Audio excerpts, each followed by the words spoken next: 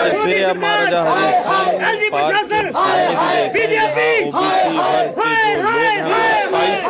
22% आरक्षण लागू करने की अपनी पुरानी मांग पर जो है अड़े हुए हैं। और इसी के साथ साथ बता दें कि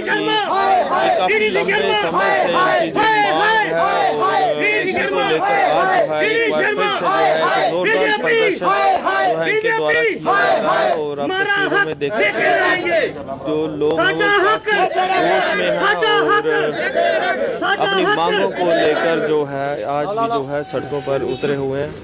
और मौजूदा समय में ओबीसी हक लेके आपको बता दें ये इन्होंने काफी समय से जो है इसी प्रकार जो है अपनी मांगों को लेकर जो है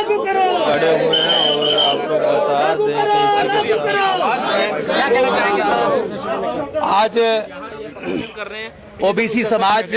पसमानदा समाज के जो हमारे साथी है उन्होंने मुझे यहाँ मदऊ किया था। एक बहुत बड़ी नाइंसाफी जो कि भारतीय जनता पार्टी ने इस समाज के साथ की। 2014 में प्रधानमंत्री साहब ने यहाँ पर नारा दिया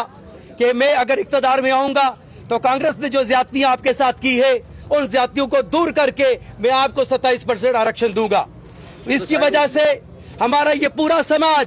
जम्मू कश्मीर के समाज ने भारतीय जनता पार्टी को सपोर्ट करके भारतीय जनता पार्टी को इक़्तिदार दिया। लेकिन जब चंद दिन पहले एक लिस्ट मंजर आम पर आती है जिस लिस्ट को देख करके आज ये हमारा समाज सड़कों पे इसलिए उतरा है कि आप 40% आबादी को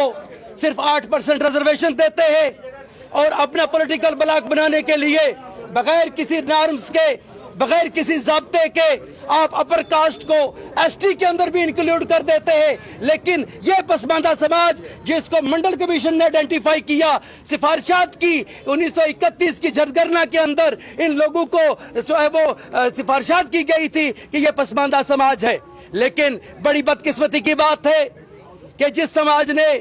इन पॉलिटिकल पार्टियों के झंडे उठाए नारे लगाए इनको वोट दिए आज लास्ट में आकर के इन लोगों को सिर्फ 8% रिजर्वेशन दे करके सिर्फ बेवकूफ बनाने की बात की और इनके 27% रिजर्वेशन के ऊपर डाका मार लिया गया। कैसी बदकिस्मती की बात है कि मुल्क के अंदर अगर शेड्यूल्ड कास्ट के लिए 15% रिजर्वेशन है तो रियासतों के अंदर भी 15% रिजर्वेशन लागू है। अगर एसटी के लिए 10% कोटा है तो तमाम रियासतों के अंदर 10% कोटा लागू है। लेकिन बदकिस्मती की बात है कि अगर ओबीसी के लिए 27% कोटा मरकज के अंदर जो उसकी आइडेंटिफिकेशन की गई तो जम्मू कश्मीर के अंदर एक अरसा जद्दोजहद करने के बाद भी सिर्फ 40% आबादी को सिर्फ 8% रिजर्वेशन दिया गया। और मैं बताना चाहता हूं कि बगैर किसी ज़ाब्ते के अपर कास्ट को एसटी के अंदर अगर इंक्लूड कर दिया जाता है, दूसरी तरफ जो जातों को मंडल कमीशन ने आइडेंटिफाई किया है उन जातों को जो वो बार बार एप्लीकेशंस दे रही है, लेकिन जीडी शर्मा कमीशन कोई ना कोई बहाना लगा करके जिस तरीके से यहाँ का बोरा समाज है, यहाँ पे जिस तरीके से वीवर कम्युनिटी है, यहाँ जिस तरीके से यहाँ पे जुलाहा कम्युनिटी है या बाफिंदा कम्युनिटी है, उन लोगों को कोई ना कोई बहाना बना करके उनको बाहर किया जा रहा है। और ये मकसद उनका सिर्फ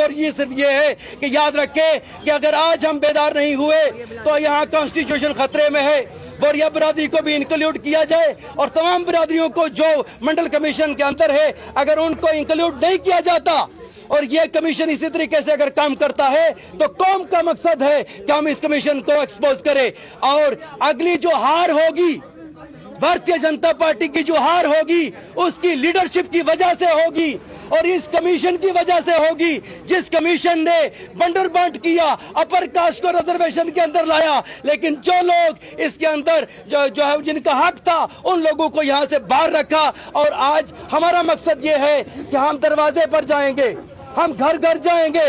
हम ये बताना चाहते हैं कौम को कि अगर आप लोगों को ये कम्युनिटीज ये पार्टीज जो है वो बर्दाश्त नहीं कर रही है तो आपकी जिम्मेदारी बनती है कि आप भी एक मर्तबा इनको आईना दिखाए कि अगर मोदी जी आपको हम इक़्तिदार में बिठा सकते हैं तो आपको इक़्तिदार से उठा करके जमीन पर पटक भी सकते हैं।